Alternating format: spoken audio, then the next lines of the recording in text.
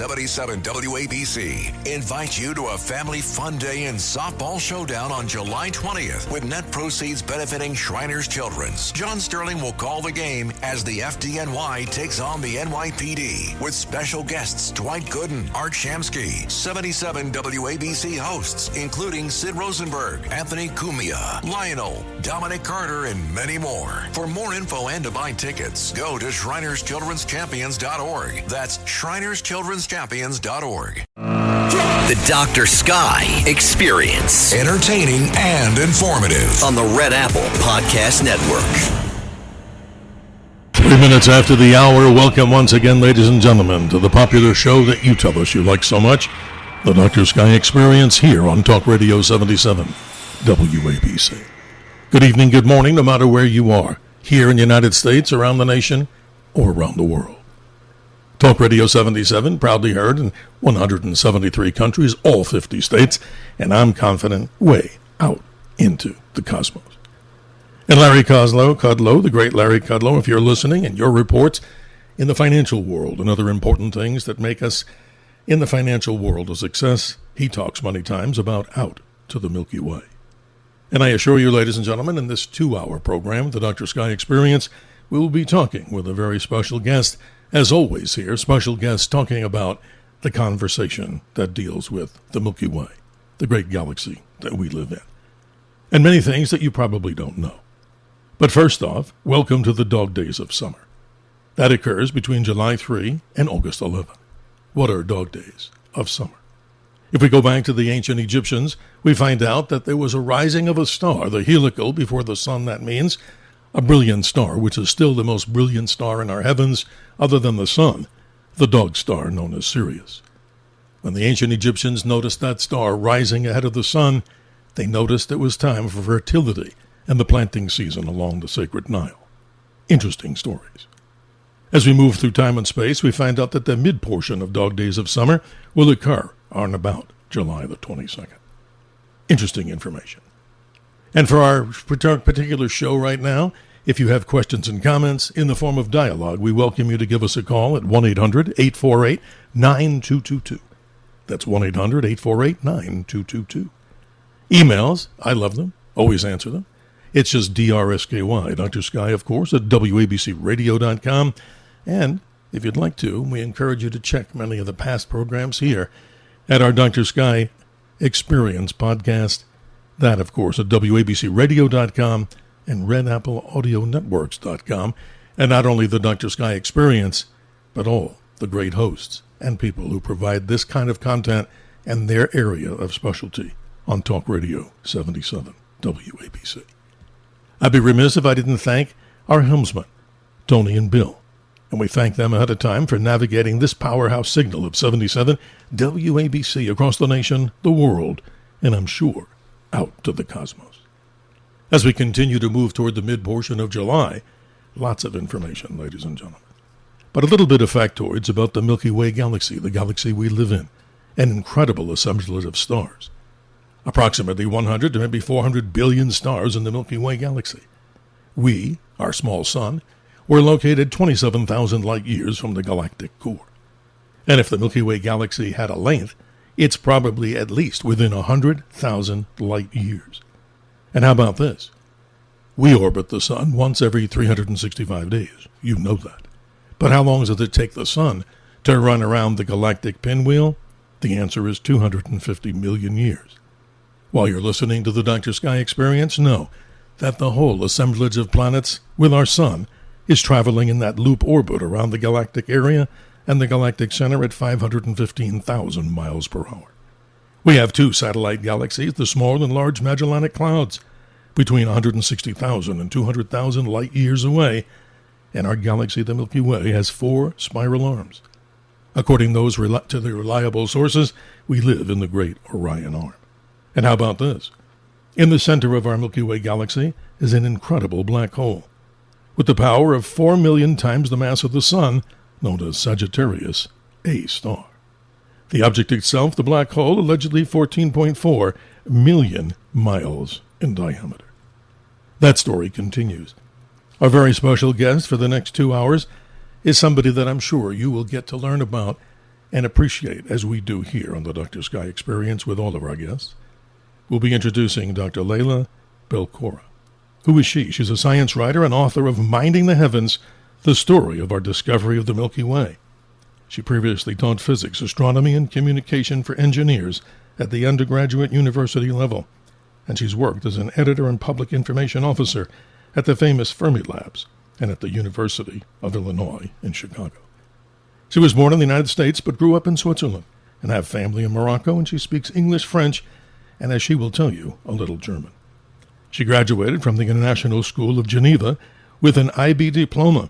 That's an international baccalaureate. And she also has a Bachelor of Arts in Physics and a Master's in Engineering in Physics from Cornell University, and a PhD in Astrophysics from the University of Colorado in Boulder. And it's my privilege and honor to welcome Dr. Belkora. Good morning, Doctor. Thanks for joining us on this early morning for many people around the world. How are you? It's really great to be with you, and I'm really blown away by your portrait of the Milky Way galaxy. That was such a concise and beautiful portrait of our home in the cosmos. Well, thank you. Doctor, this is fascinating because, as we all know here, we live in this amazing solar system. Mankind has only ventured out, as we know, humans setting forth on the moon, 12 humans. And believe it or not, Doctor, I have people that are even friends of mine, and I would never dismiss them as friends, who even say to me that we never went to the moon. But obviously Mars is on the next particular pathway to the heavens. But if we think about it, isn't that incredible? And we introduce your book, something fascinating, Minding the Heavens, the story of our discovery of the Milky Way. And obviously I'm such a passionate reader about stuff like this, but I want you to share with us your passion for writing something like this, because in school, when obviously we attended, I think they skipped over a lot of the information. I know many of my teachers tried, but maybe it was me that wasn't paying attention, or maybe somebody else out there. But I think we're going to get a good education. And we always love dialogue, ladies and gentlemen, with our special guests at what number? 1-800-848-9222. Doctor, tell us your passion for writing this. I find it fascinating. Well, I was teaching a class at the University of Illinois at Chicago, and it was on the history of astronomy, and I noticed that my students, or some of them, had the impression that we had pictures of our own galaxy that were taken by spacecraft outside our galaxy. And I realized that I needed to correct that impression because it obscures the incredible work that has gone into discovering our own galaxy, because we have never been able to send a spacecraft far enough out of our galaxy to take a picture of it, or of the whole thing anyway. So Right. I thought it would be interesting to kind of unpack, well, how did we discover that we live inside a galaxy without ever going outside of it? Absolutely. You know, it's so mind-boggling because when we get into this, I tell people in the programs I do, not only here, and I say educational programs in the flesh, that the speed of light is 670 million miles an hour, and people say, no, that can't be. Well, Doctor, obviously you know this maybe better than many people out there, and that's why we have guests like yourself. But in 1 minute, if we could levitate where we are up into space and orbit, 1 minute at the speed of light, we get what, 11 million miles away from us. To me, I'm still confused, because when we were in school, they told us 186,282 miles per second. That to me is pretty meaningless, except if you put it in the miles per hour equation. The point I'm making is the whole galactic system here, even from one end to the other, it would take us 100,000 years, allegedly, at the speed of light. It's mind-boggling, right? It's truly mind-boggling, yeah. I think a lot of people don't really grasp the size of the Milky Way. That is amazing. Well, that's why we're here today to talk about this, because, you know, if you go out, ladies and gentlemen, and the good doctor will share with the details of this, but I just like to be the generalist here, as the air traffic controller, trying to get all the callers in and just make sure the guests get their stories out, because everything here is so important. It's amazing, folks. If you go out right now during a moonless time and look to the south, right, Doctor, you'll see probably the most splendorous area of the Milky Way through the star clouds of Sagittarius, if you're in dark skies. And I tell people this kindly, don't change the channel, because if you're saying, wait a minute, I live in a light-polluted area, I can't see anything, stay tuned, right, Doctor? Because they're going to share so many things that I think people have, at least I know, that I run into, always fascinated about. But Elaine, tell us more about Minding the Heavens, the story of our discovery of the Milky Way, a CRC Press book. Again, fascinating story. Please continue to tell us about some of the things we're going to talk about here, about our own galaxy. Yeah, well, I wanted to tell the story of how we discovered things about our own galaxy, and the biographical approach seemed to me to make it more friendly to the students. So I chose a number of astronomers who each worked on the idea or the questions that were necessary to explore to figure out our place in the universe. And I wrote sort of mini biographies of them and tried to show what their contribution was. I ended up picking 7 astronomers, although the first one was really not a professional astronomer. And their stories are interlinked because, one astronomer would follow up on the results obtained by the previous one. So it's a story that kind of builds in complexity. But I have to say, at the same time, I tried to make this very accessible by not having any math. There's no math in the book. There are just concepts that are important for understanding how we figured out what our place is in the cosmos, and incidentally, all about the Big Bang. Yes. It's amazing because if we go back, Doctor, I think many people from grammar school remembered this. We're always told the sun is at the center of our solar system.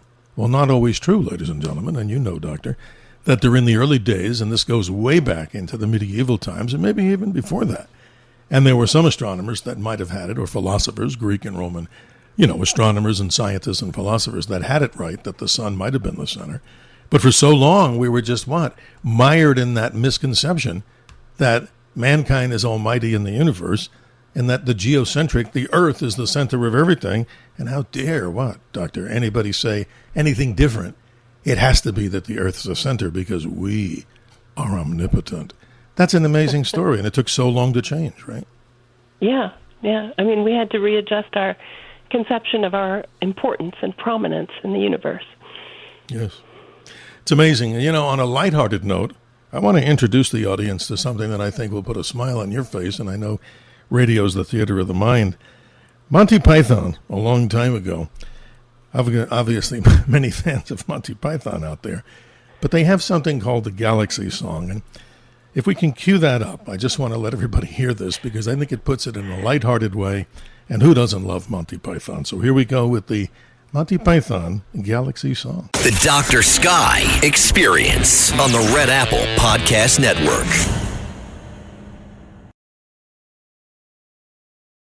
The Dr. Sky Experience. Entertaining and informative. On the Red Apple Podcast Network. That's amazing. I love Doctor, it. I hadn't heard that for a while. That's a funny one. I mean, I love that. Sometimes people look at science and they go, oh, this is going to be 2 hours of, oh my gosh, this is so confusing. No, I don't think so. And I appreciate Monty Python, as I'm sure many people out there that are probably, bigger fans of Monty Python than we can imagine. 1-800-848-9222 if you'd like to join in the conversation. What is the conversation? An analysis with our very special guest, Dr. Leila Belkora. Her brand new book, a book that we recommend. And again, she's right. It doesn't, it's not interlaced with all mathematic formulas. It basically tells an interesting story. But before we go to the break at the bottom of the hour, and that's many minutes away, I just wanted to get your comment on something. And I salute you. Because let's not talk, just about these gentlemen that you have in this book, except for one woman we'll get to. But let's salute the female astronomers out there and those in science, because going back in history, I've had a lot of contact with people that knew Dr. Vera Rubin, as you know, a person who, of course, studied dark matter in the universe. And unfortunately, the story's true, that the men of the time never wanted her to get her PhD. And it's been documented that they did everything they could to prevent it because what, Doctor? No woman should have a PhD in astrophysics or astronomy. What a shame. So, Again, a salute to the female astronomers. Talk about that for a minute because you are that, and congratulations.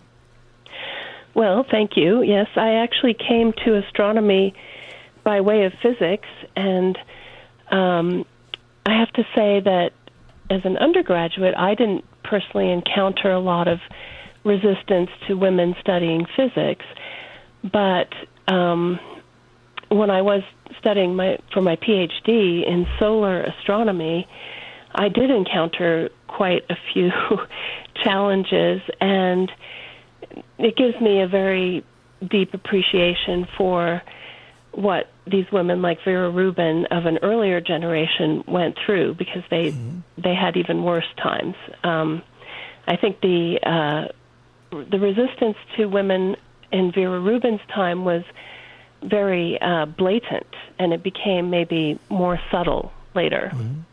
Yeah. And I want the men in the audience out there to think, hey, we're just not on the bandwagon here of, trying to beat up on guys of the 1940s and 50s. But the truth of the matter is, it's a shame. Anybody who has the qualifications, it's simple to me. It's common sense. They should be awarded the degrees that they're studying for and not have the ability to be prevented. So again, for the last time in this 2-hour episode of the Dr. Sky Experience, congratulations to you, because things have changed, and it's so amazing, because I never got to interview Dr. Rubin. It came close, and the long story I won't burden the listeners with and yourself, but it's amazing the many of the astronomers that are out there, the female astronomers that are doing such great work today, and finally, we once again salute them.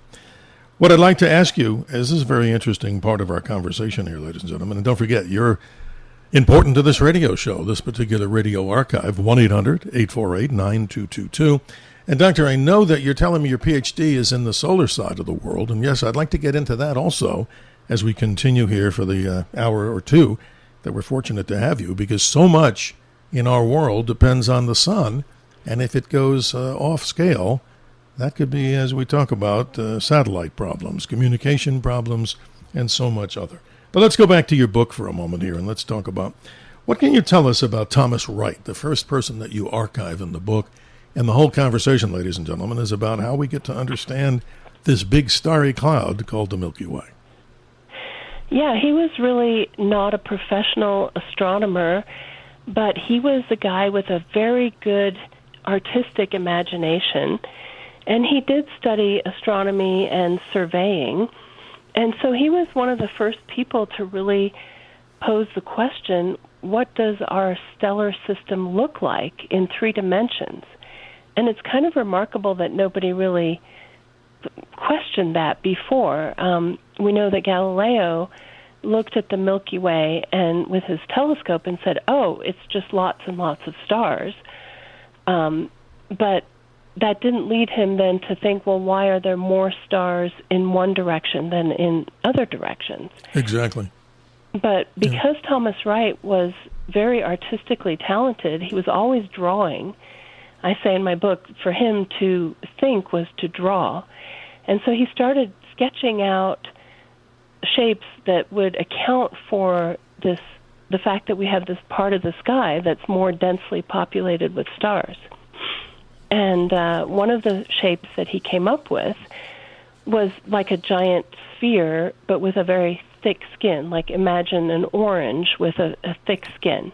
Mm-hmm. Correct. And if our sun and our solar system is within the skin of the orange, then when we look inside the skin, we see lots of stars, but when we look towards the center of the orange or outside the orange, we see fewer stars. And that is kind of what we do see. When we look out of the plane of the Milky Way, we don't see as many stars as when we look inside the plane of the Milky Way. Mm-hmm. Yes. It's fascinating, too, if we go back to the origins of where we get this whole cloud of material. I was just up at a home in a high elevation here in Arizona, about 8,000 feet, and at night from there, on a dark, moonless night, and I don't want to sound like everybody be envious of this, you can all do this yourself, or maybe the listeners out there have had this experience like yourself. My goodness, Doctor, that Milky Way is so incredible, just hanging out there, looking at it, it's just like I didn't want to move. And I was using, and this is a little tip, the Dr. Sky tip with Dr. Belkora. Take your smartphone and give it the most ability to shoot the longest exposure you can. And I'm incredibly impressed that I got pictures of the Milky Way with a 15-second exposure that would have taken me a long time with the old days, folks, with regular film. That's amazing, isn't it? That's totally incredible. I mean, the cameras and phones are just amazing now. And I often travel to Arizona because my mother-in-law lives there, and I remember first noticing that you could actually see the Milky Way through the car windows, as you're driving down the highway. It's amazing. Something that people need to see because, I don't know the exact percentage, but with more and more light pollution, and believe me, folks, don't change the channel if you say, well, I live, again, one more time, and only this time, that I live in a light-polluted area. There's still things we can recommend. But, Doctor, let's go back to the story of the Milky Way, the ancient stories, the Greeks. They called it the Kyklos Galaxias, the Milky Circle. And here's a story that I find fascinating, too. The goddess Hera, who was also there with Hercules when Hercules was just an infant. The story says in mythology that Hercules breastfed from the goddess Hera, and some milk missed his mouth only to form the Milky Way, full of stars. What a beautiful story. And I'm sure every culture on Earth has their own identification story with the Milky Way and this great galaxy that we live in. Yeah, lots of nice stories about the Milky Way as a path in the sky or various things that various peoples have come up with. Mm-hmm. Yeah, it's just amazing out there. And as we continue with the interview with Dr. Leila Belkora, author of a book that we keep promoting here because, hey, why not, folks? This is really great information. Her second edition, Minding the Heavens, the story of our discovery of the Milky Way. But before we go to the break in just a few minutes, just give us your version, the human side of this. What's the powerful signal that you can send to everybody out there and not to bend people's arms? Why study this? Well, what's the beauty that you get out of this? And share it with us. I'd like to hear that. That's an interesting question. I guess for me, the more you learn about what we know about the Milky Way, what we know about our own galaxy, the more you can delve into particular regions of it and appreciate the differences and the interesting phenomena in different parts of the sky. The Milky Way isn't uniform. It's apparently split, and that's because there are these big, dark clouds in it. And to me, that's quite fascinating. In fact, some civilizations have given names to the dark clouds because they're so prominent. And so it's like the more you know, the more you notice about the Milky Way and the details, the star clusters, the nebulae. There's so much richness. Yes, and this is a perfect time of the year, right, Doctor? That if you have clear skies, and we'll get to the folks that live in city lights because there's still a lot of things will surprise you, I'm sure, and the doctor will surprise you more than I ever could. Her expertise in this is outstanding. But let me say this is a good time of the year to get out there. If you're away, the moon, of course, doesn't rise for a while. It's just past full. But you want to do that during, obviously, a new moon time. And here in Arizona and other places that have dark skies, you can find them. Many people out are at vacation time. Bring those binoculars or even this beauty of sitting there in a lawn chair or however you set yourself up to the southern sky at night. A most amazing sight, and I'm sure you would agree 1,000%. Yeah. And it's a good idea to stretch out on a lawn chair so you don't hurt your neck. Absolutely. Or we'd need a good chiropractor to be out there with us. This is fascinating. Your questions, ladies and gentlemen, are what make this particular radio show, and your queries into why we do these particular shows, the Dr. Sky Experience. Proud to be here on Talk Radio 77 WABC. You may be sitting there and wonder, questions here about, where are we in this galaxy? How do we know about other galaxies and dimensions? How do we know about in the quantum world, ladies and gentlemen? So many things. What's dark energy? What's all the things that are dark matter? So many things and questions. 1-800-848-9222. Much more with our very special guest, Dr. Leila Belkora, on Minding the Heavens, the story of our discovery of the Milky Way. We'll be right back. The Dr. Sky Experience on the Red Apple Podcast Network.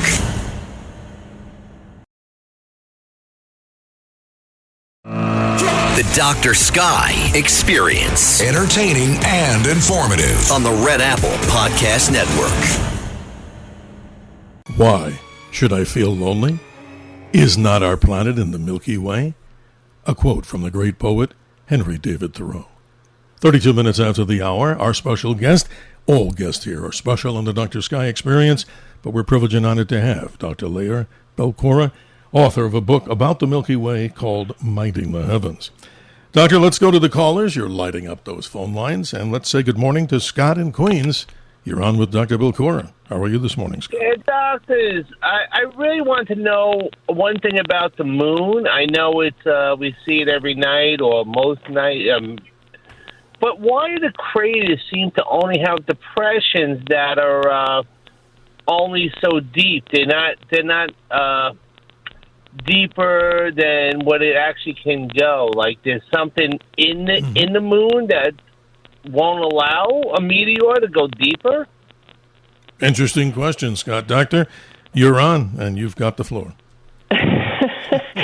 Well, I'm not really an expert on craters on the moon, but I will say that I think what the caller is getting at is that some of the crater floors have been flooded with lava so that they look very smooth, and the craters don't look so bowl-shaped, although I think that's partly also just an optical illusion. Mm-hmm. It's interesting. You know, Scott, again, I'm not the expert on this either, but the doctor, I think, gave her best shot at it. And again, she's not the geologist of the moon.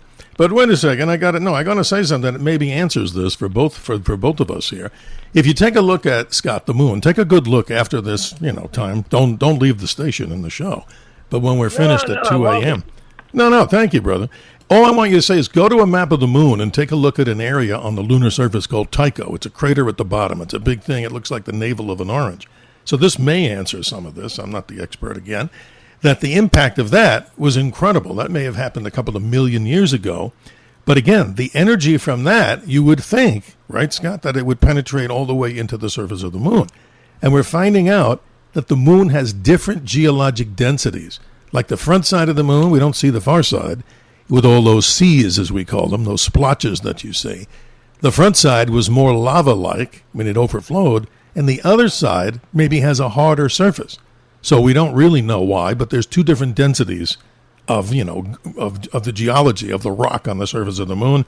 But Scott, you bring up a good one. You're probably thinking, what? Why doesn't that thing just go all the way in and maybe have a hole a few thousand feet deep, right? But we don't know.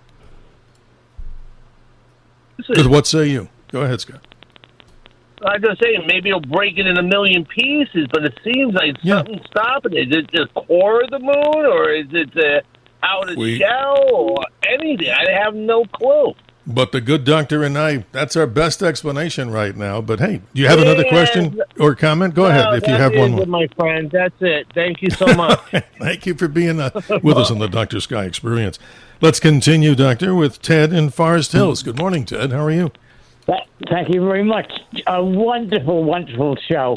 Thank you. I wanted to ask, is our galaxy, was it called a barred spiral? And do we know how many of the stars are multiple stars? And also, could you mention the nearest galaxy, nearest big galaxy? I just can't think of the name. Yes. Doctor, wow. Sure. That was great.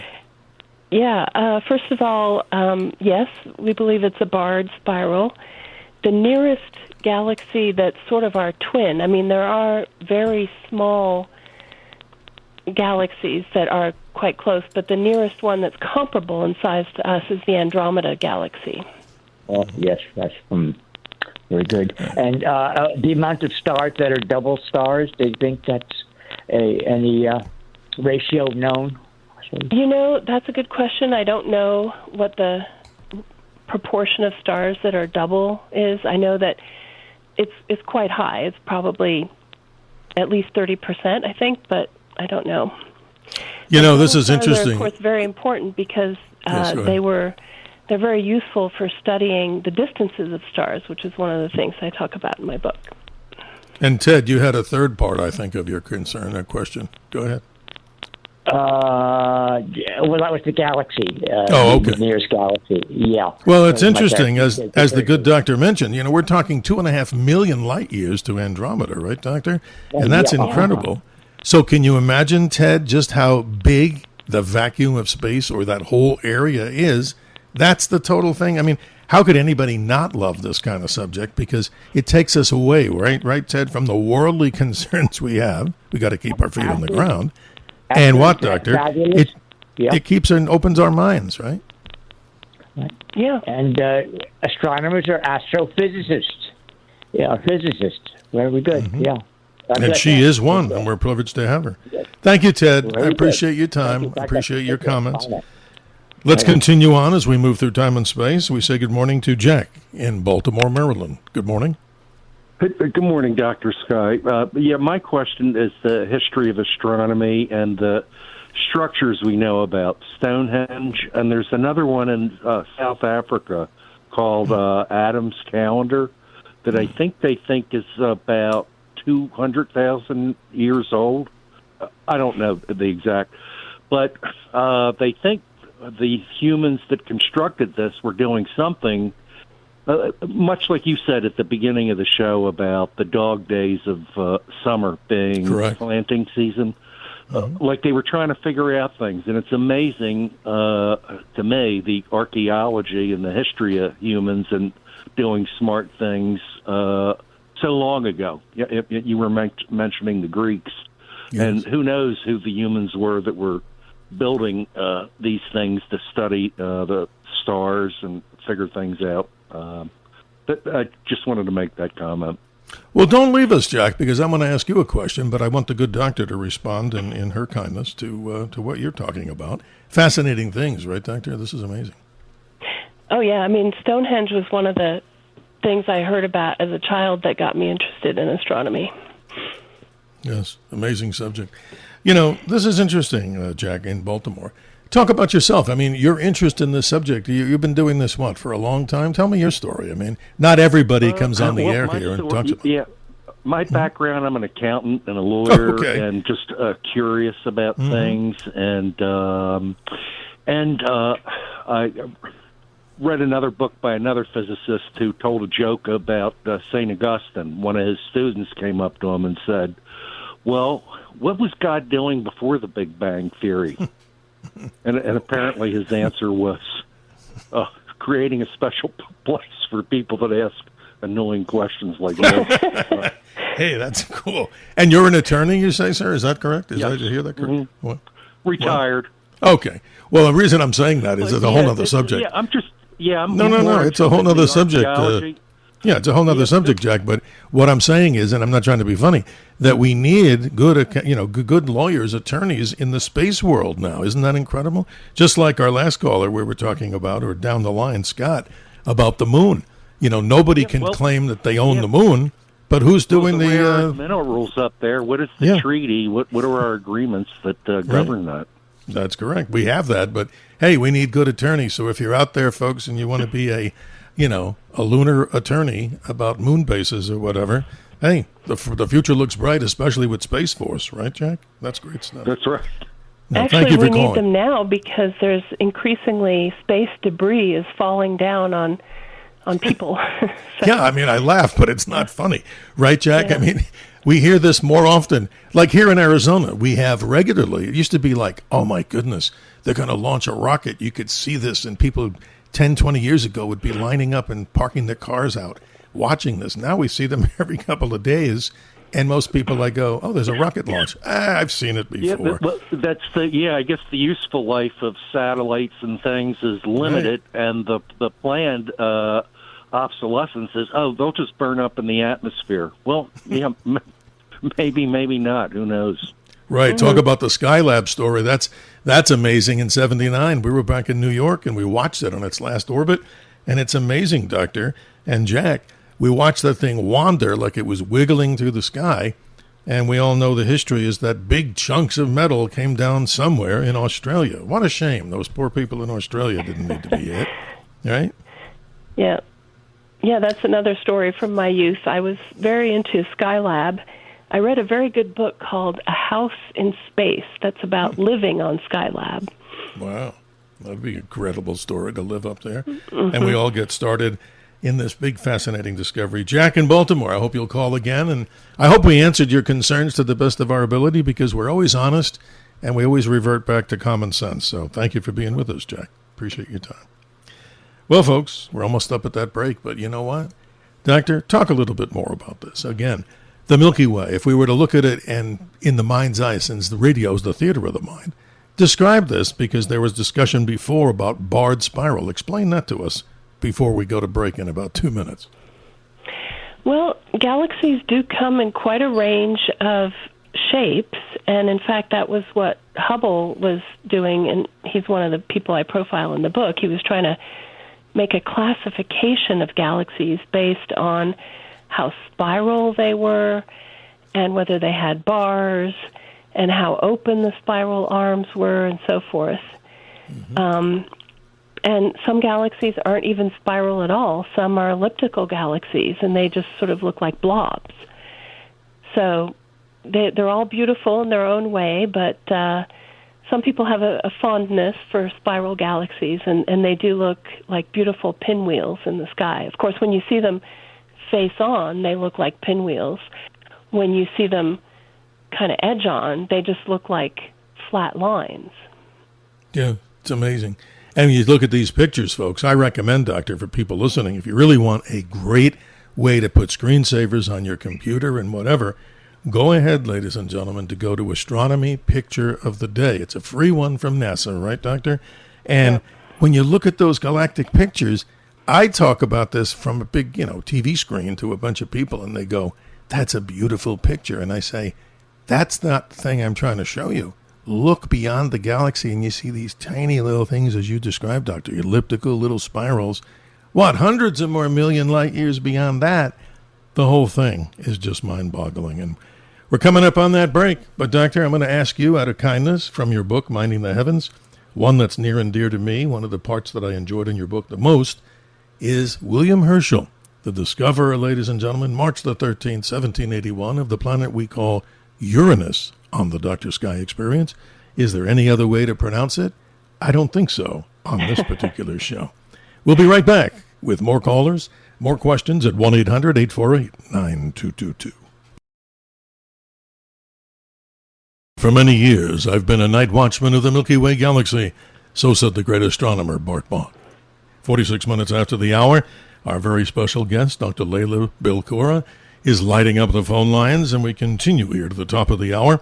And I say this in all sincerity, ladies and gentlemen, always honest and truthful.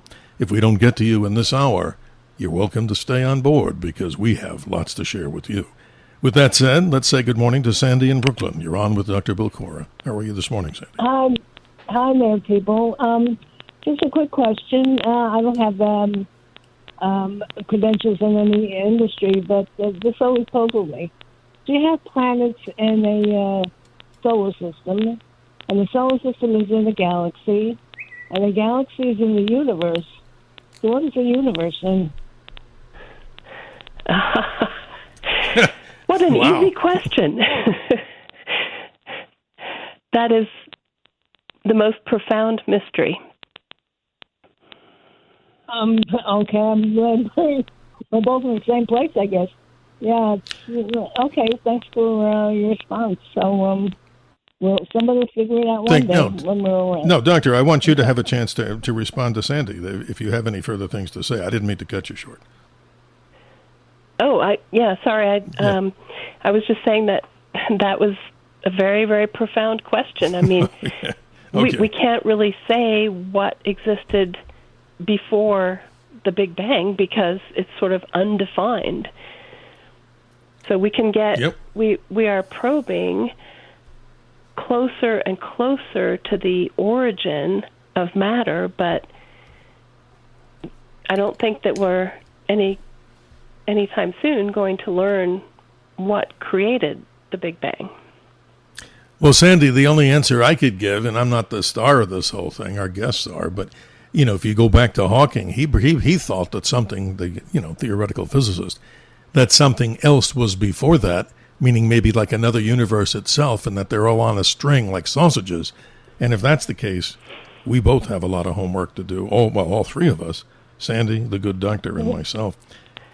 Okay. Yeah, I didn't mean to imply, Sandy, that your question really was easy. I meant it's really very, very difficult. Hardly. I greatly appreciate you indulging me in this question because, I don't have the discipline you do, but I do enjoy catching up with some items that's going on with the universe and scientific things and stuff like that. Well, Sandy, I appreciate you. No, thank you. You're so welcome, and hope you'll continue to be part of our Dr. Sky experience. Let's say good morning as we go to the Buckeye State, and we say good morning to Alice in Ohio. You're on with Dr. Belkora. How are you this morning in Ohio? Very well. It's so timely because last month I bought a telescope, and I'm just getting to the point that I can ask questions. So I joined our local observatory. I understand that the rings of Saturn change position. Why and how?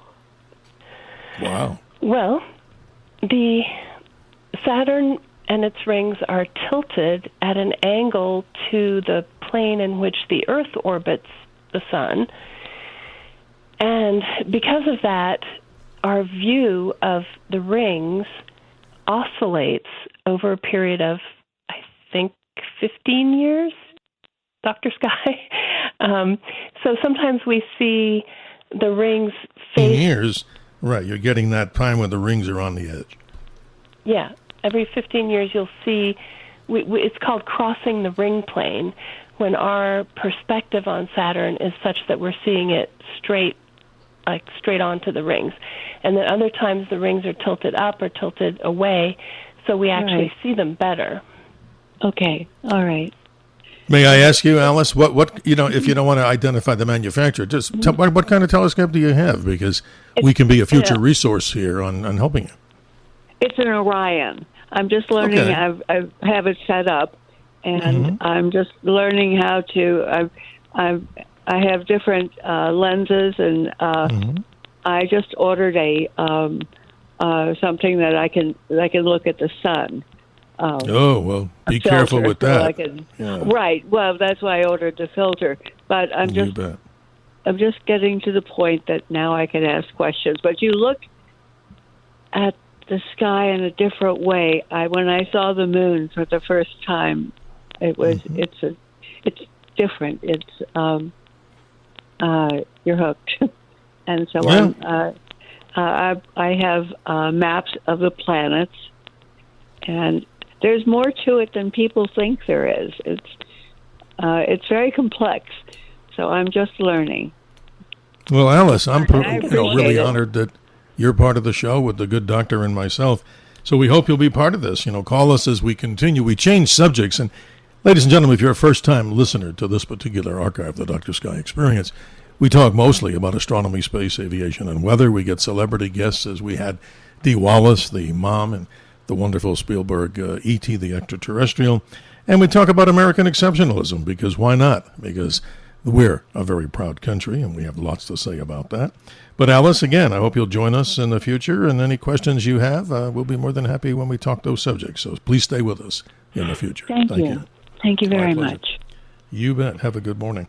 Yeah, Doctor, this is fascinating as we go to the top of the hour here. You're really lighting up the phone lines here. Wow, if there was an award, I think we would have to give you. But I don't know what to give you other than a thank you and a radio type of hug for doing this. I think this is amazing. Well, considering it's my first radio interview ever, I'm very pleased. Wow. Yes. Well, you sound like you're doing well. I mean, the listeners, I'm sure, are enjoying this. In the time we have, ladies and gentlemen, to the top of the hour, we continue with Dr. Belkora. We say good morning to Frank in the Bronx. Good morning. How are you in the Bronx? Hi, Doctor. I have a hypothetical question, okay? So, think Mars and Earth are lined up, okay? And you're sitting in a chair. You're sitting in a chair right between them, okay? Just say. And somebody on Mars is pointing a laser beam at Earth. If you're sitting in the middle of both planets on a chair, can you see the light beam travel? Can you see the light travel? Just say you're sitting between them, Well, I imagine, Doctor, you'll be better to answer this, but I imagine it has to be what, Frank? The power of the laser. If you had one of those little lasers that you buy, you wouldn't see it. Would you be able to see? Would you be able to see the light beam travel? Doctor? So, well, even without resorting to the vast distances between planets, if you just shine a flashlight beam in an empty room, the only reason you're going to see the beam itself is if there's dust particles that are scattering the light. So if you were to shine a beam in a vacuum, you would not see the light traveling through space. So you could detect the photons when they arrive at the other end, but you're not actually going to see them passing by. I'm not sure if that's what Frank was asking about. Frank, did we answer did she answer your question though? Go ahead. I heard you had dust particles in space as well. I know. No. I'm afraid I couldn't hear. No, I said, I'm sorry. You have to speak a little louder to us because we're losing you, Frank. Sorry. Yeah, I heard there were particles in space as well. That's why I was curious. Like there's dust particles in space as well. So yes, there are dust particles in space. That's true, but they're so diffuse that I don't think you would really get much scattering of light. But I mean, in a sense, yes, you would. Maybe you would, because that's what the zodiacal light is in a way. It's not something we've talked about yet, but the zodiacal light is dust grains that are out there in the plane of the ecliptic that do scatter light that we can see at certain times of the year. In particular, it looks like a cone of light rising above the horizon after sunset or before sunrise. Mm-hmm. Right. What we're saying is, yes, and the doctor's explaining it in detail there, that there are dust particles. Maybe those come from Mars. Who knows? We've heard all these different theories, Doctor. Mm-hmm. But, Frank, this is interesting. I think she's saying in summary that it would be difficult to see the laser beam with the lack of mostly the particles out there. In other words, it's not as dust-laden completely from the Earth to Mars all the time, even though there are particles.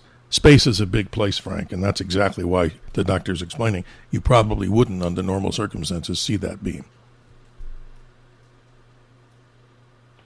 Yes. Frank, are you with us? Yeah, I'm saying thank you for your time. Thank you. No, thank you. I appreciate it. We have like a little lag here, Doctor. It's like we're on in the solar system. We're transmitting out into space. There's a little bit of a time lag there. But, ladies and gentlemen, let's see if we can go now to Don in Long Beach. Good morning, Don. You're on with Dr. Belkora. How are you doing this morning? Good morning. I'm doing well. Good morning, Dr. Belkora and Dr. Sky. Got a question about black holes. First of all, does every galaxy have a black hole at the center? And how much do we really know about black holes? Well, that's a topic that's very interesting. Certainly, a large proportion of galaxies are thought to have black holes at the center, but I'm not so sure about what we call dwarf galaxies. Mm-hmm. Dwarf galaxies, as the name implies, are much smaller in terms of number of stars, and they don't have the structure of like a spiral galaxy or an elliptical galaxy. And I'm not sure if those have black holes. It's not really my area of expertise, but they could. But in terms of the supermassive black holes like that are at the center of our galaxy, or that is at the center of our galaxy, I think we assume that most galaxies have those. That's amazing, Don. I mean, think about it. Our Milky Way, we're going to get into this in the second hour, but, you know, this is amazing. As you're saying, obviously, clearly, not all galaxies probably have them, but boy, I wouldn't want to be anywhere near the one right down in the center of our galaxy. It eats stars. It's crazy. They swallow everything, light. A black hole swallows light. Any object approaching it is destroyed. Just curious what would happen. Maybe there's something like on the other side, or I don't know. Well, you know what we're going to have to do? I hate to cut everybody short, but we're going to have to do what you just said on the other side. And if you'd like to recall or call back again during hour number 2, and I want to say to everybody, if you're still on the line, like Robert in Pearl River, if we haven't had a chance right now with the clock running short, we promise to get you on the best that we can with our very special guest. Don in Long Beach, you're a regular caller. I really appreciate you, and thank you for being part of the Dr. Sky experience. It's my honor. And I'm sure the good doctors. It's very nice. Thank you. Well, Doctor, one of the things I want to talk about, and we didn't get to it because all the callers, boy, they rock here. And that's the reason we have a show. You know, we're intensified with listening to people in what we call a dialogue conversation. Because in some conversations, there's debate, there's diatribe, and there's all kind of discourse. But, hey, we love what we call dialogue, and that's it. 1-800-848-9222. More with Dr. Leila Belkora. Her book, Minding the Heavens, hour number 2, just around the corner. And we'll start off with a little discussion of the next astronomer that she has in the book, William Herschel, someone who discovered a planet Uranus. That's how I pronounce it. However you pronounce it, that's up to you. We'll be right back. The Dr. Sky Experience on the Red Apple Podcast Network.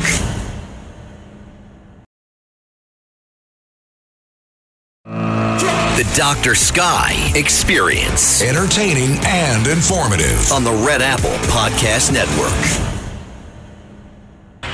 3 minutes after the hour, thank you, as we move through time and space to hour number 2 of the Dr. Sky Experience. If you're just joining us, good evening, good morning, no matter where you're listening or to be calling us around the nation or around the world. We like dialogue, and the number here with our special guest as we continue in hour number 2 with Dr. Leila Belkora, author of a great book, Minding the Heavens, the story of our discovery of the Milky Way. Her Ph.D., obviously, helps to add credence and credibility, ladies and gentlemen, to the whole conversation. But I'd be remiss if I didn't thank the navigators. We call them the helmsmen, both Tony and Bill, navigating what? This powerhouse signal of 77 WABC across the nation, the world, and out to the cosmos. Well over 104 years of doing this and doing it with excellence in broadcasting. If you'd like to get in touch with me, my email is just simply drsky, DRSKY, at wabcradio.com. And we welcome you kindly to go to our podcast archive. Not only is the Dr. Sky Experience there, but all the great hosts and podcasters that you hear on this powerhouse station. That's wabcradio.com for the podcast archive and redappleaudionetworks.com. Doctor, welcome back, and I hope your phone line is much better now. Do we have a clear sounding? Let's say hi again. Good morning. So far, so good. Oh, thank you. I appreciate that. You know, we have so many callers still on the line, but before we go to them, and I appreciate their patience, let's have a quick analysis, and it's a really good one, I'm sure, from you, because one of my favorites in your book is the gentleman, Mr. Herschel. This is amazing. You know, Talk about him and his favorites too. Yeah, go ahead. Yeah, I was going to say he's one of my favorites too. He was such a talented man, very passionate to discover more about the universe. And just by incredible hard work, he became one of the best telescope makers of his time and one of the best observers. And he's just a remarkable man. And he started out being a musician, so he had to teach himself astronomy and telescope making. I mean, he's really remarkable. Yes. It is incredible because when you're a musician, I mean, German and English background, his sister, which we'll get into also, Caroline Herschel, and his son passed on the legacy to the stars when he observed the southern hemisphere. But let's go back to that story, and you could tell it better than anybody because it's in your book. The discovery, March 13th, 1781. No planet, ladies and gentlemen, other than out to Saturn. We call those the ancients. A new object comes about. It wasn't easy. Describe the story of the discovery of Uranus. This is amazing. Well, he was able to see this incredibly faint planet because he was able to see it better than anyone else could because of his enormous telescope. And crafting this telescope took incredible skill and patience and perseverance. And in fact, that was why he had to bring his family members into it, because it was too big a job for just one person. So he had his brother assisting him in making the telescope, and then his sister also, who was initially just sort of supporting her brother's efforts, although later she became an astronomer in her own right.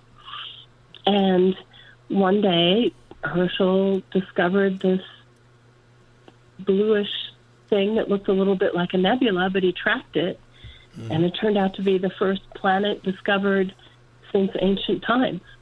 You're right, and that's a big deal, because for those of you out there that are just hearing this story for the first time, not to be repetitive, right, Doctor?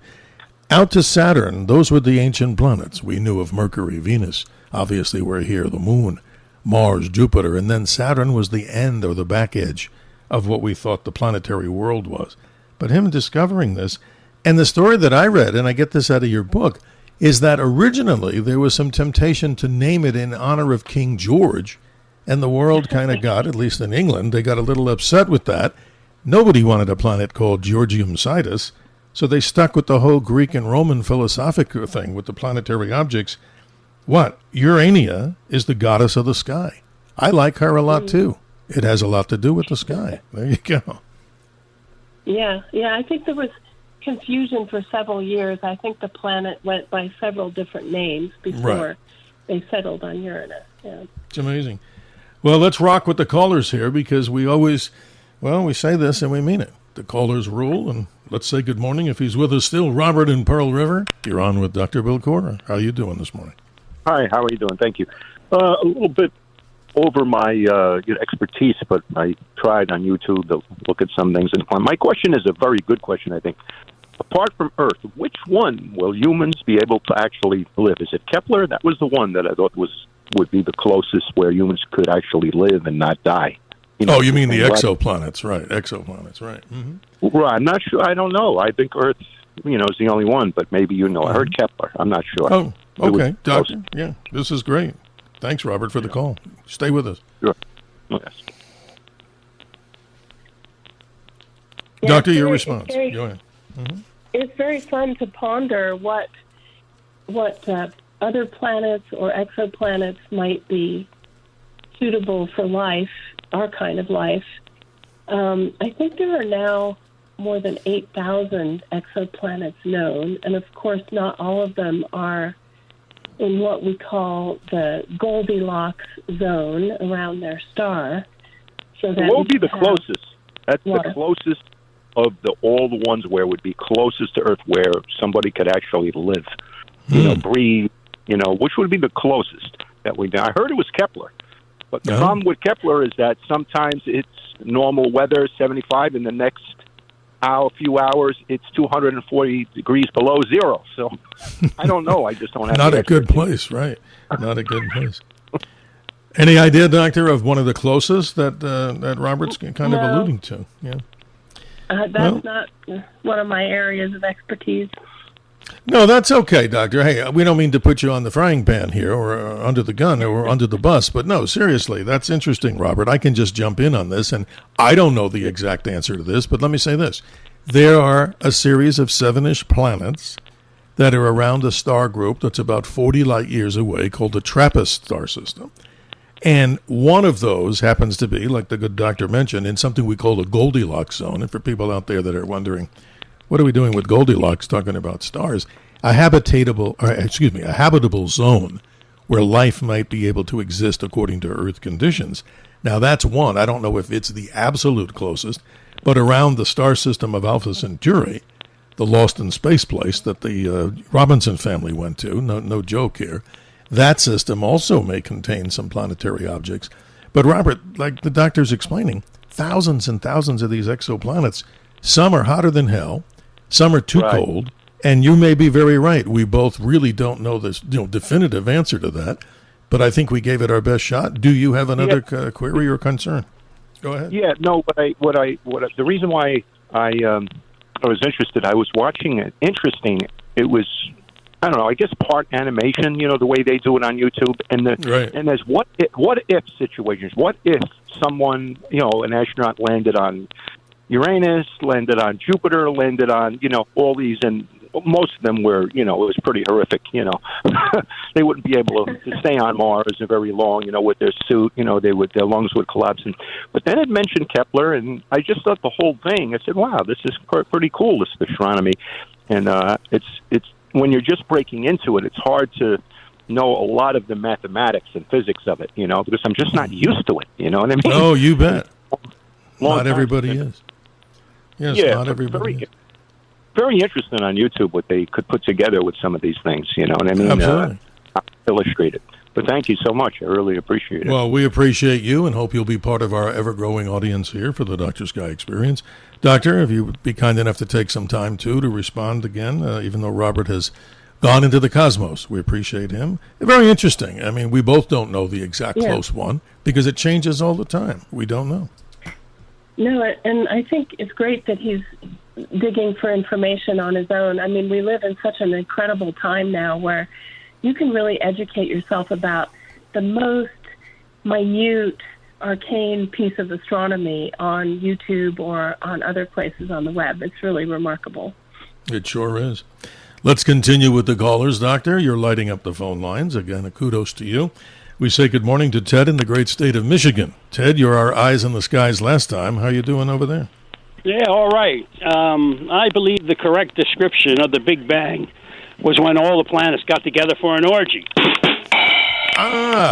See, we sometimes on the show get a funny man every once in a while. But I can't believe it. But you got to give Ted in Michigan the credit because the sound effects, right, Doctor, were actually very good at the end. There you go. And are you still with us, I imagine, Ted? Or no, you faded away. Are you with us? No, he's, of course, faded away. But, Doctor, in your book, this is so fascinating. See, every once in a while we get a funny man on here. So that's interesting, too, to liven up the conversation, as long as it's within the FCC rules. We did have a funny song to begin with, so that was good. There you go. Let's talk more about some of the greats in here. And I want people to go ahead and get your book just in case they want to do this. And just in case is a big, it's a good idea to do it because it's filled with so much information. As you mentioned, not one that puts you through the mathematical jargon. This is like a history book of the wonders of the heavens. So we recommend it. CRC Press, the book titled again, her second edition, Minding the Heavens, the story of our discovery of the Milky Way. And it's interesting. Maybe we'll kind of pass over some of the other folks in there so people would, of course, want to get the book. But I wanted to talk with you about two of these most interesting individuals, Harlow Shapley and Edwin Hubble. Talk to us about this gentleman as we move into the 19th and 20th century. The whole story about these galaxies, what, Doctor? Many people thought, and they weren't totally incorrect, that all of this Milky Way stuff was really maybe closer to us and that these galaxies were maybe closer to us. Talk about Harlow Shapley, an interesting man from Harvard. Yeah, so Shapley and Hubble are the two last chapters of my book, and they overlapped quite a bit in time, and they were notorious rivals because of their different ideas about the size of the galaxy. And Harlow Shapley was a proponent of what we call the big galaxy, and he got an estimate of the size of the galaxy that was pretty stupendously big. So he thought that all of these fuzzy spiral nebulae that people were seeing must be part of our galaxy because our galaxy was just so big. Mm-hmm. But Hubble, using a very clever technique of Cepheid variable stars, he put an actual yardstick and measured the distance to the nearest comparable galaxy, the Andromeda Galaxy, and basically that couldn't be reconciled with the size of our galaxy. So it was quite a big debate. In fact, the crux of the problem at the center of my book is which one of these views is right. Are all the stars that we see when we look out in the sky at night, are they part of our stellar system or are they the whole universe? And of course, we now know that our galaxy is like an island universe. It's just one of many, many, many galaxies in the universe.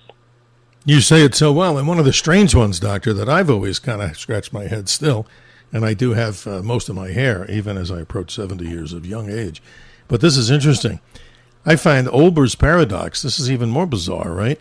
If there's so many stars in the universe, why are they not all converging into one area that fills the sky with stars? And obviously, probably the answer, you're the expert on this subject matter, is that the vast distances of the universe would negate the ability for stars, if they're out there, because everything is so far, we're not going to see a continuous, every square inch of the sky with stars. Isn't that a most amazing type of paradox? That's the whole point. Right. I mean, you have to account for the light travel time, so that's an indication that our universe is expanding. Yeah, It's amazing. And with Edwin Hubble, as you're describing, I mean, Edwin Hubble, I wish, you wished you had met him. Many people would have loved to have met the man, the namesake of the Hubble Space Telescope. Just fascinating to talk about, because sitting up there in the mountains above Los Angeles with this 100-inch telescope, and that time that was the biggest rocking telescope in the world until the 200-inch came around down in Southern California, near San Diego. But this is fascinating, our conversation, ladies and gentlemen. Let's not leave the callers out.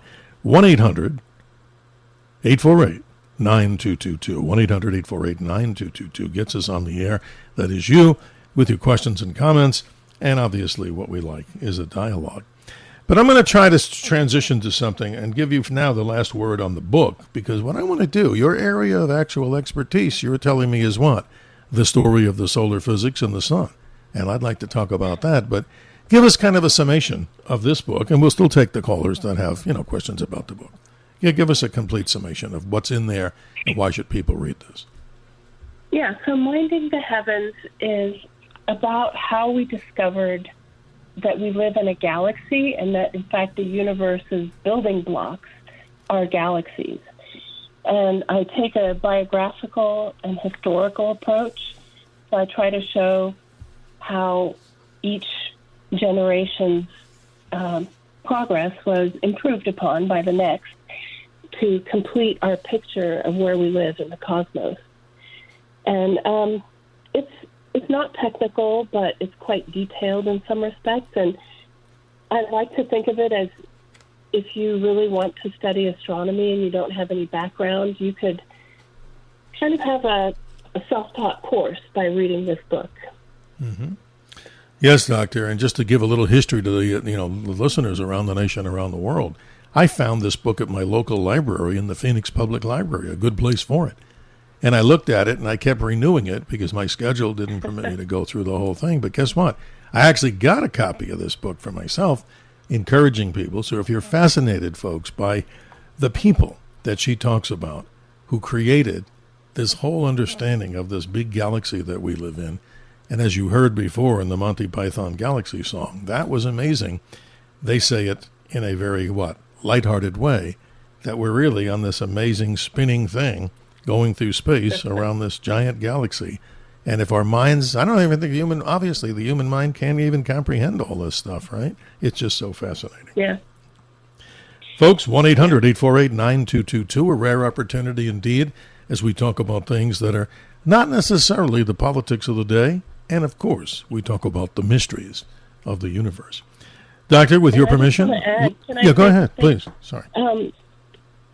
I'm glad that you mentioned you found my book in a library, because it is quite an expensive book. And so I'm glad to say that it's in, I think, about 900 libraries around the world. So yes, try to get it from the library if you can't buy it. You're absolutely right. We love libraries, and they do a great public service, to people out there, because not everybody, let's be honest, and we always are, not everybody has discretionary money a lot of times to purchase books. Obviously, that's a good thing if you're able to do that, but libraries serve a wonderful place. And hey, I'd go to libraries, and like I'm sure yourself and many of the listeners, some libraries around the nation are just so incredible. I'd love to go to the Library of Congress if I'd ever had the chance. Have you ever been there? That must be an amazing experience. I have not been there, no.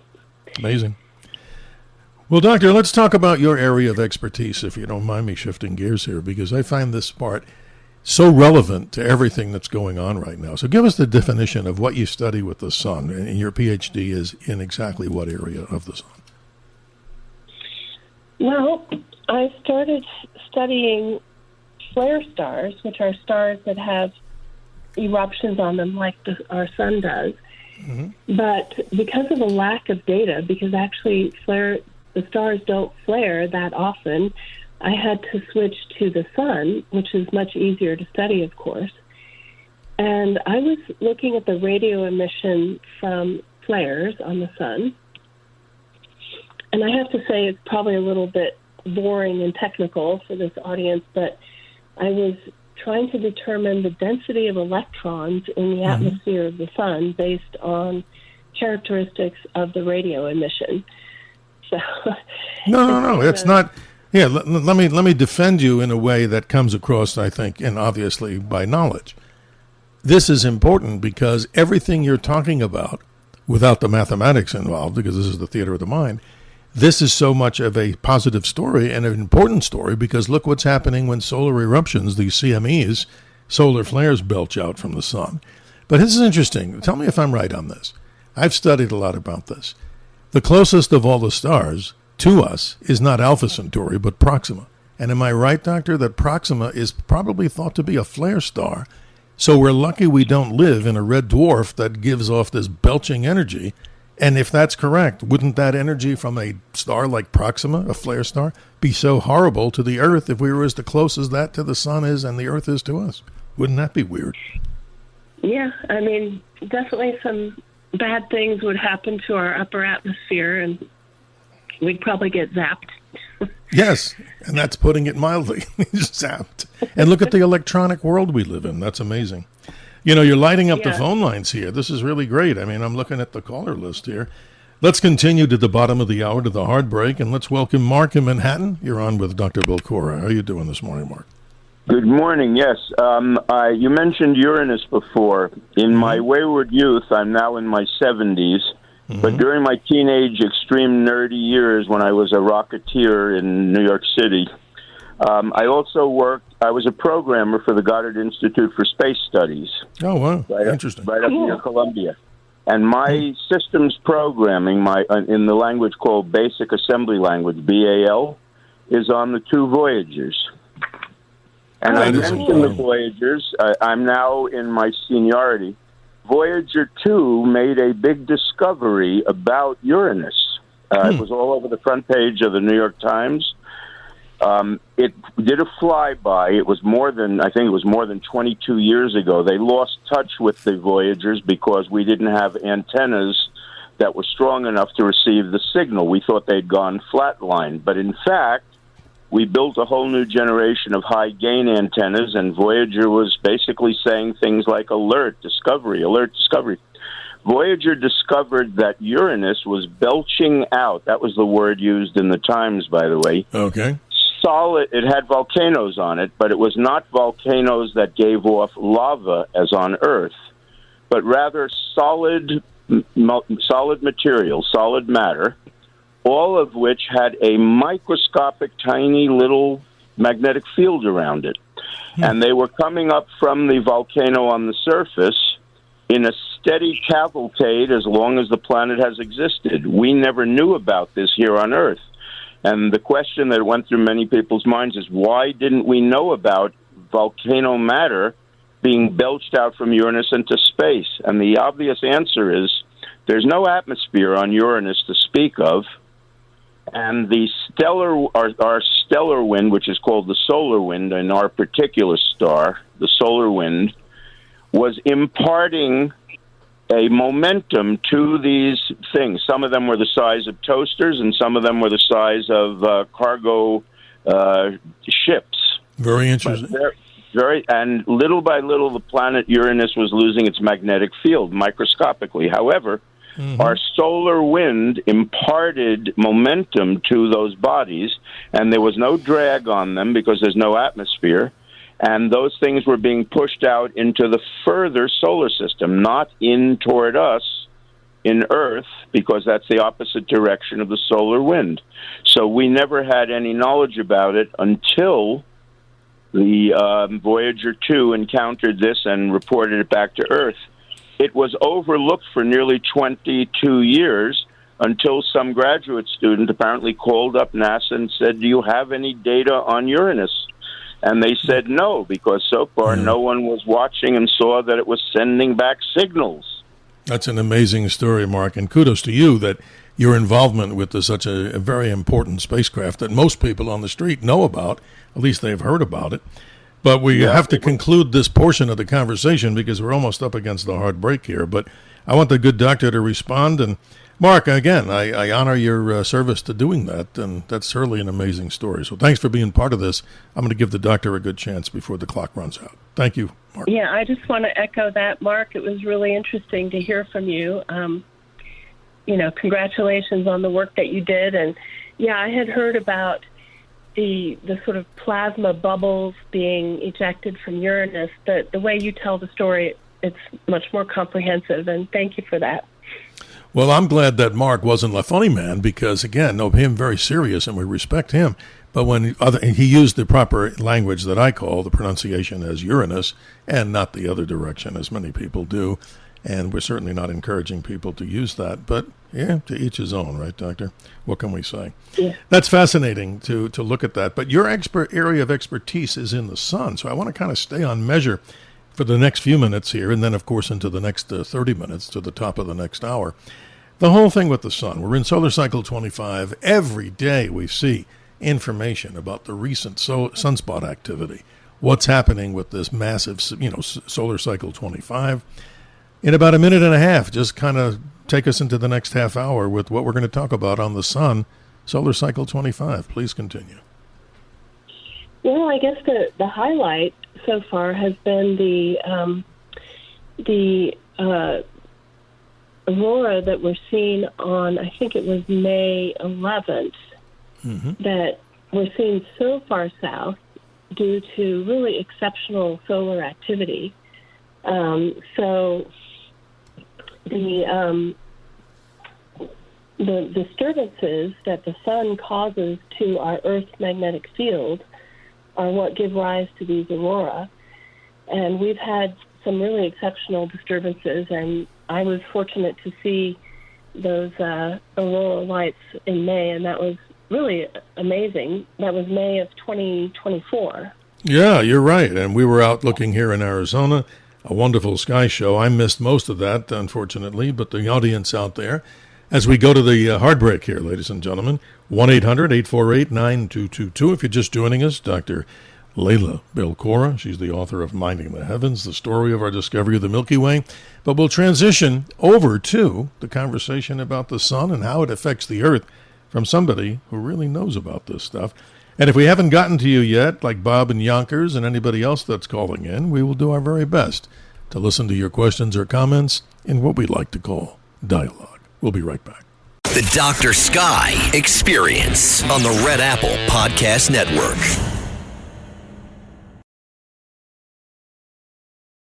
The Dr. Sky Experience. Entertaining and informative. On the Red Apple Podcast Network. There may be aliens in our Milky Way galaxy, and there are billions of other galaxies. The probability is almost certain that there is life somewhere in space. A quote from the second man on the moon, Buzz Aldrin. As we continue at 32 minutes after the hour, proud to have that tribute from my dad, who did indeed teach me a lot about the wonders of the sky. I hope you're in the same loving concerns with your parents that they gave you the gift of knowledge. We continue with our special guest, Dr. Belkora. And, this is fascinating, Doctor. I know the callers will keep coming in like it's amazing here. So let's continue, and then we'll get on to our solar conversation. Let's say good morning to Bob and Yonkers. You're on with Dr. Belkora. How are you doing? Good morning, Dr. Sky. My question is for the doctor. I'd like to know her opinion on why, if there are beings from other planets, why haven't they made an attempt to contact us? That's an interesting one, Bob. Did I hear correctly? If there are beings on other planets, why haven't they contacted us? Is that what you're asking? Yes. Yeah. Well,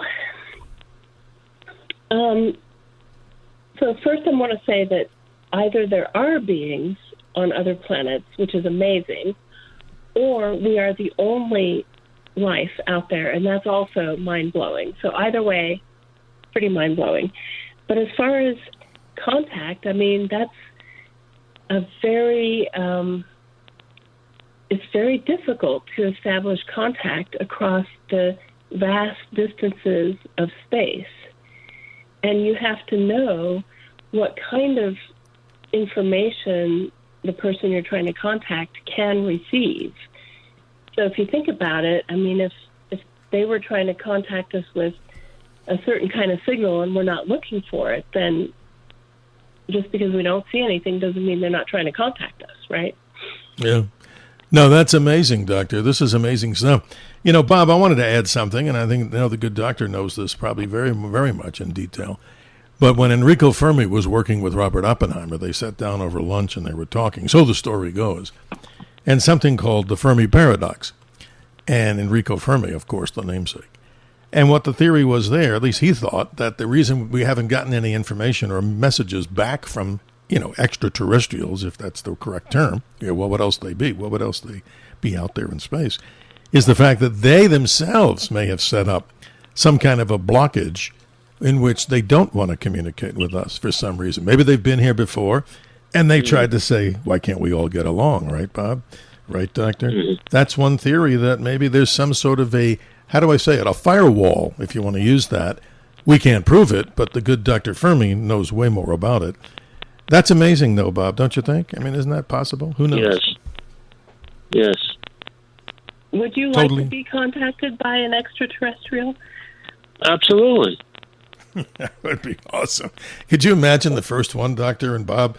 Imagine, let me ask both of you a question here. And Bob, let me hear your answer first, and we'll save the good doctor to give us the summation. If there was an opportunity, where would you think the best place to do it, other than your backyard, Bob, or mine, or the doctor's? Where would you do that? Would you do it at the White House? Would you do it at a big football stadium? Where would you think it should be done? Tell me.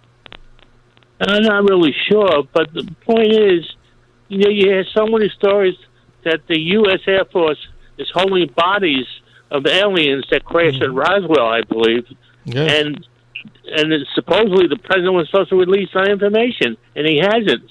Does that mean they are holding bodies? Bob, this is an amazing conversation, because that's the big question that we're never getting an answer to, and that's what we try to talk about here with other guests. But, Doctor, where would you think, if you had a choice of, we now know that there's an extraterrestrial civilization, where would we introduce it, and where would your choice be? I mean, this is serious.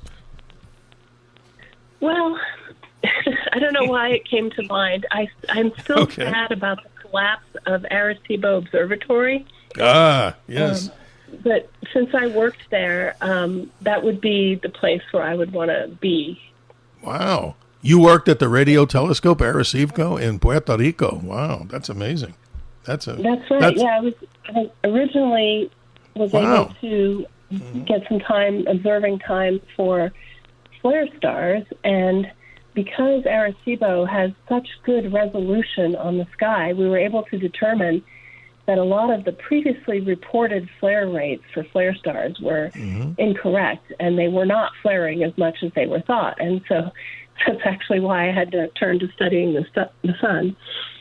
Wow, that's amazing, because going back in my timeline, a good high school friend of mine who we went to school together, Phil Ramos, had many family members in Puerto Rico, and we were going to go there and tour, but like you said, the whole damn thing collapsed, and that's a shame. But Bob, last question, comment, or go ahead, because we've got a lot of other people that I'm sure want to jump in, but we value you. Yeah, I think I would want to meet the alien at the UN in front of the world leaders. There you go. That sounds like a sci-fi movie unto itself, and I think they've done one of those. I know. One of the episodes of... Yeah, there you go. I love that episode, my friend. That's To Serve Man. The To Serve Man. And if you haven't seen it, folks, pull it up. I'm sure it's available anywhere, right, Doctor? To Serve Man, with Richard Keel, the guy who must have been like 10 feet tall, but he sure the heck scared me in that one. Very good. Bob, thank you. Thanks for joining us. We appreciate you. Let's say good morning to Lexi in Queens. You're on with Dr. Belkora. Great commentary going on here. How are you this morning? Oh, very well. Listen, I want to ask you a question. You have the central sun, our sun, and you have the planets orbiting the sun in a plane thereabouts, a degree or two up or down, whatever, but they're basically all going forward, so to speak, in space. At some point, a planet has a close proximity to the sun and a further proximity from the sun. I believe it is called aphelion and perihelion. That's correct.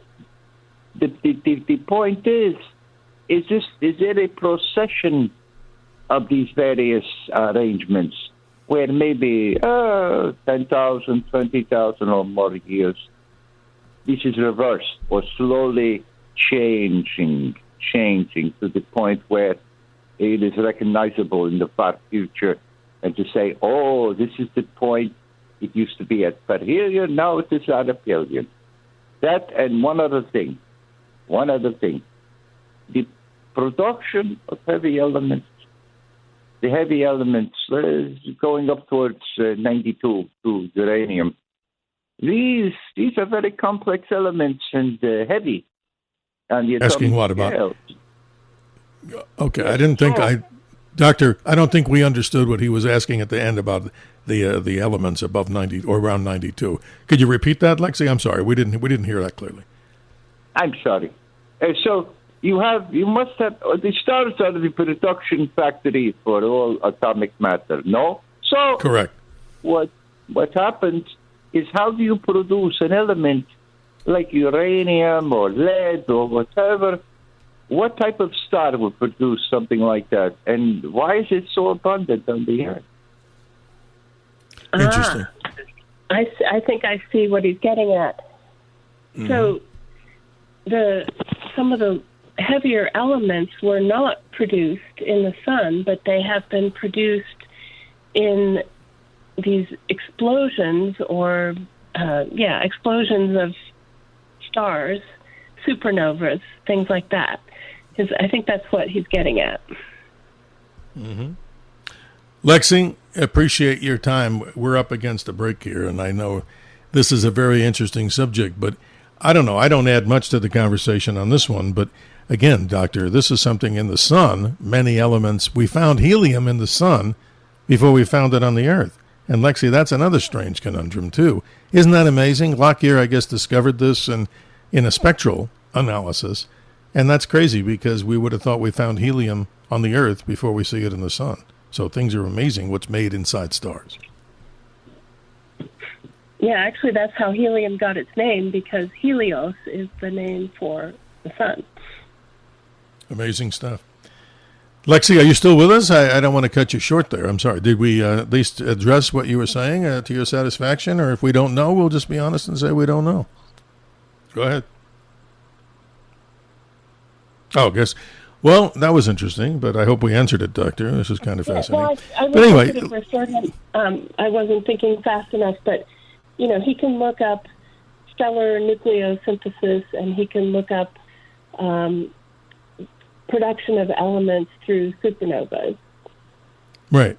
And I guess the summation of what I heard with Lexi is, if the stars produce all these elements, many of them on the periodic table, why don't we see coming out of the sun uranium in the form that we have it here on the Earth when we have to refine it or do other things to build nuclear weapons to do the refinement? A big subject, of course, with Iran developing and, enriching uranium and other countries developing their own nuclear weapons. Interesting story. Mm-hmm. But we got a couple of minutes before the break, but I wanted you to continue, Doctor, on the whole concept of the sun here. Let's talk about this, and I know this is a short one, for a minute or two. How does the sun power itself? Just give us a couple of short minutes on this one, and then we'll come back after the break and talk in more detail about your specialty, and that is the area of the sun. So at the core of the sun, it's extremely dense, extremely high temperature, and so we don't have atoms per se. We have the building blocks of atoms, so protons and neutrons and electrons, and there are certain reactions that go on in the sun where you combine protons basically, and through it's very complex chain of reactions, but you can produce heavier elements than than hydrogen to helium. And that process liberates a small amount of energy for each helium atom that's produced. Mm-hmm. And you add up all the vast numbers of these reactions, and so you get the tremendous energy output of the sun. Yes. Imagine if you got an energy bill, right, Doctor, for every second of how many millions of tons of hydrogen are transmuted into helium. That would be literally, and I'll use the word, astronomical, right? I mean, that's a ridiculous way to say it, but it's just incredible. And the darn thing's been running for 4 billion years. And think of that, folks, if you want to talk about the mysteries, how it does that for hopefully another 4 billion. Doctor, we're coming up on that break, the last one of this hour, as we race toward the top of this particular second hour of the Dr. Sky Experience. Still time, ladies and gentlemen, 1-800-848-9222. And I'll do my best, Dr. Belkora, to stick with the subject of the sun, because there's a lot of questions I have, and I'm sure the audience does, when we return here on the Dr. Sky Experience. The Dr. Sky Experience on the Red Apple Podcast Network.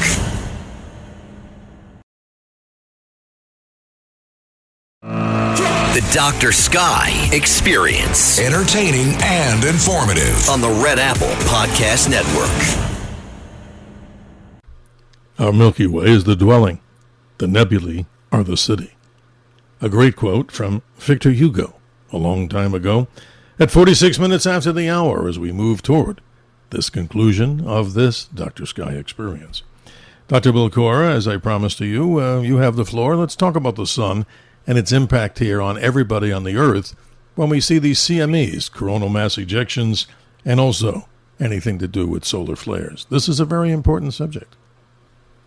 Oh, yeah, it's a very important subject economically, because the really big solar storms can have many different effects on things such as pipelines, transmission lines.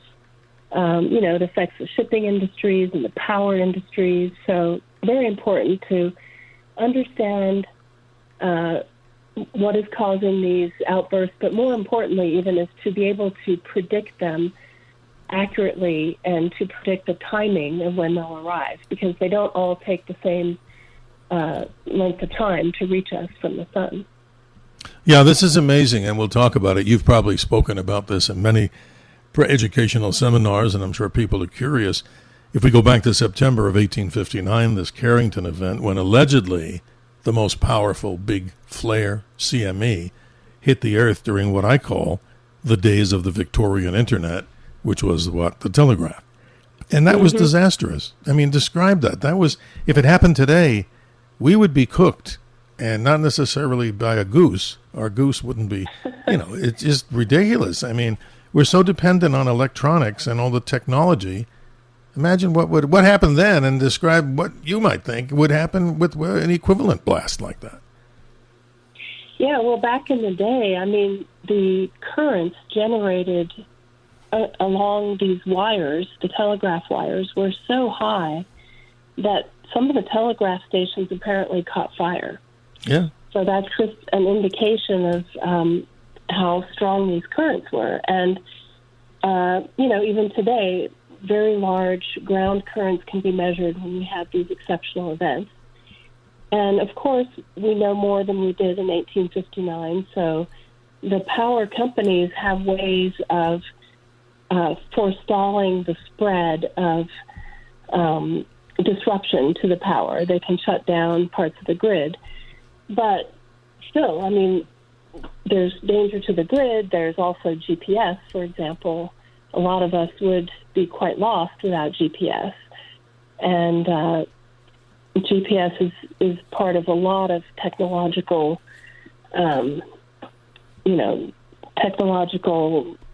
uses that we have. So,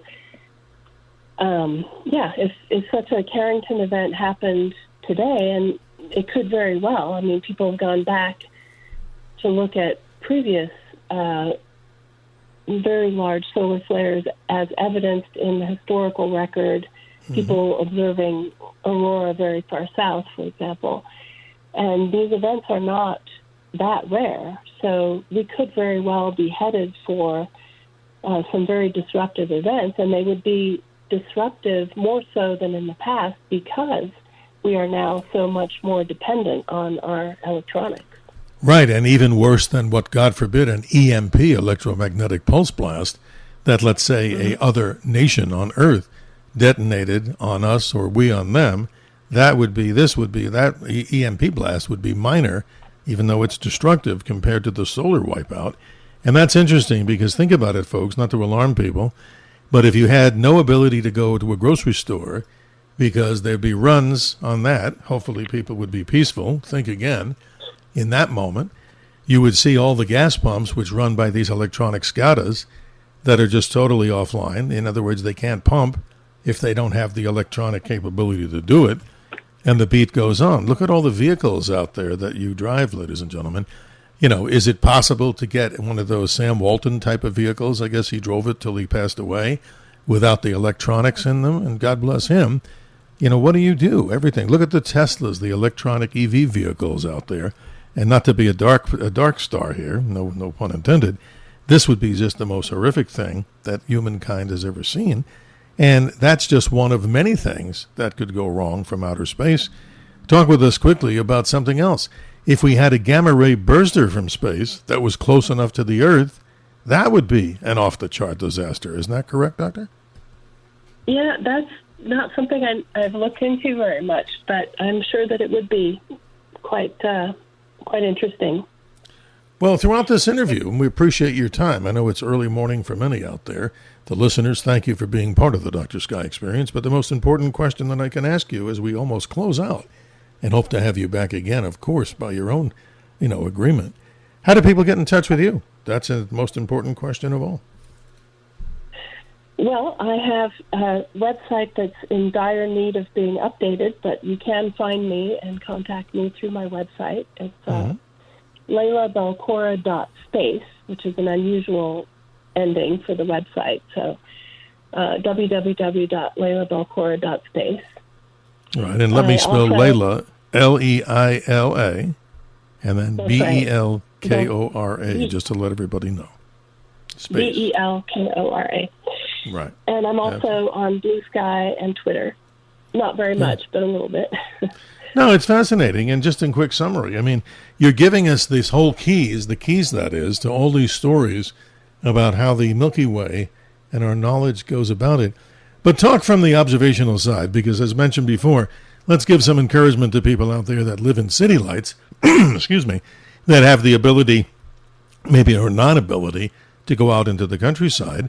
There's so many things you can do right on the computer.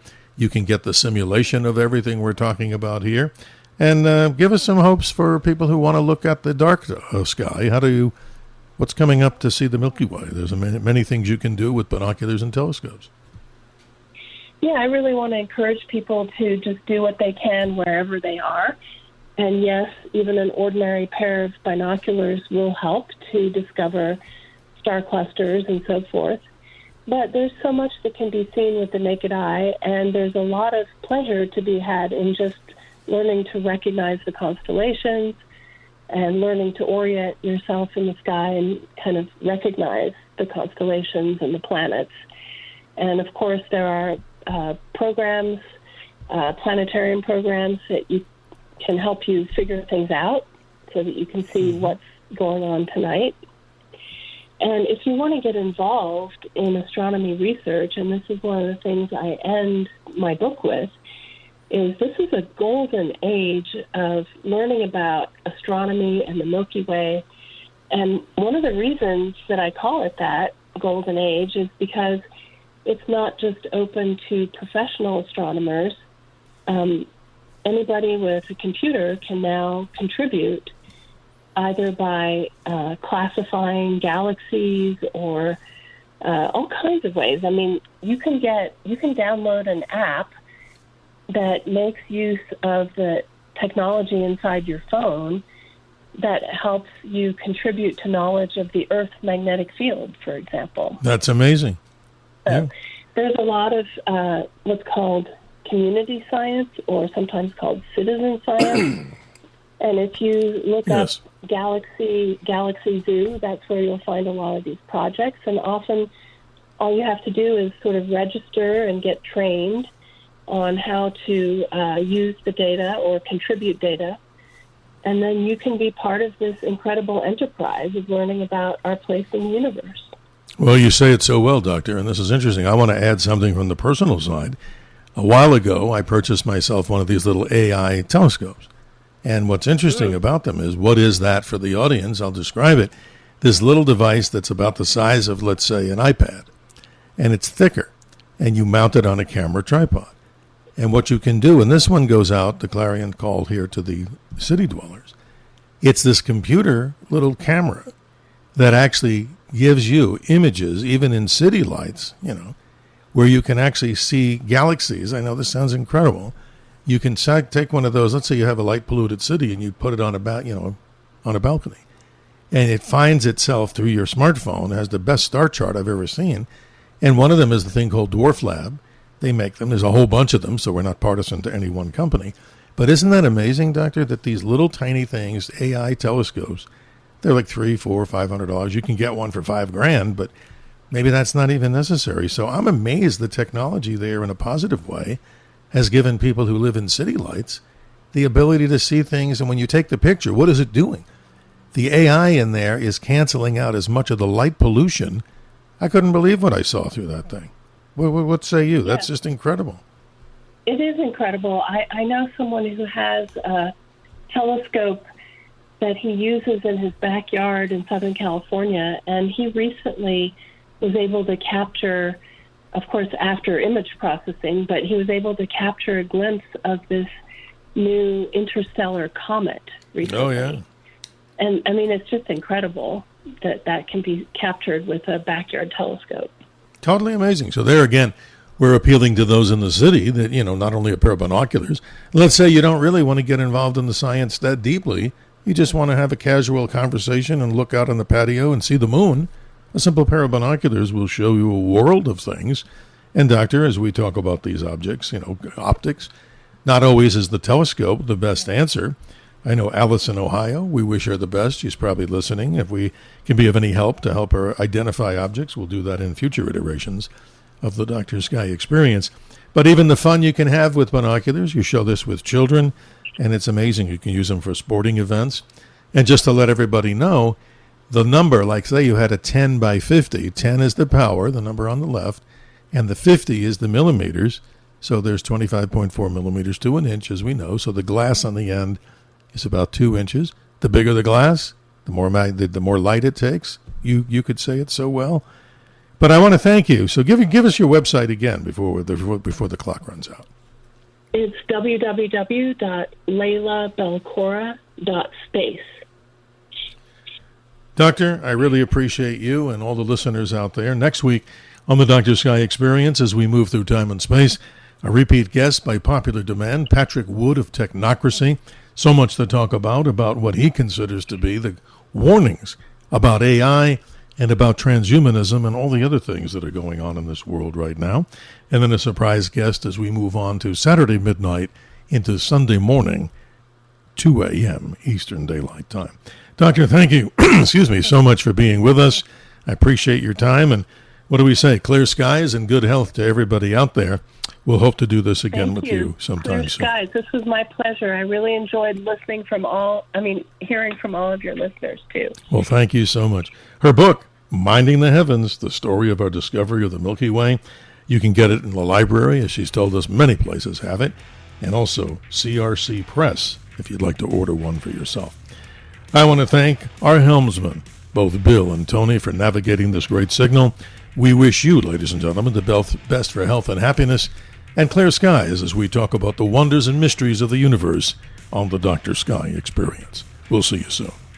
77 WABC invites you to a family fun day and softball showdown on July 20th with net proceeds benefiting Shriners Children's. John Sterling will call the game as the FDNY takes on the NYPD with special guests Dwight Gooden, Art Shamsky, 77 WABC hosts including Sid Rosenberg, Anthony Cumia, Lionel, Dominic Carter, and many more. For more info and to buy tickets, go to ShrinersChildren'sChampions.org. That's ShrinersChildren'sChampions.org.